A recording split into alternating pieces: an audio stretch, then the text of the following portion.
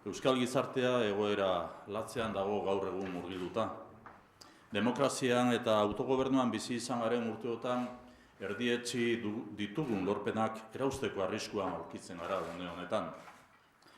Euskadi egoera honetan dagoelarik, esaldi hau da izenpetu dugun hitzarmenaren abiapuntua. Krisialdia larria, sakona, gogorra eta luzea da. Krisialdi honek zuzenean eragiten die pertsonen ongizateari eta aukerei. Uste osoa izan dugu eta dugu hitzarte eta itun politika bat behar dela.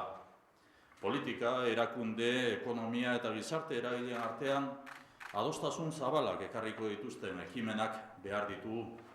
Horixe da hitzarmen honen abiapuntua, itun kultura berri baten abiapuntua.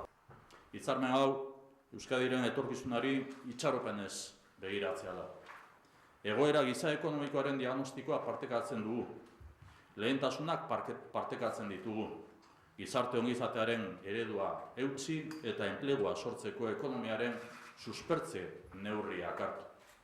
Hartu beharreko neurriak eta erabakiak partekatzen ditugu. Gure mezua konfiantza mezua da.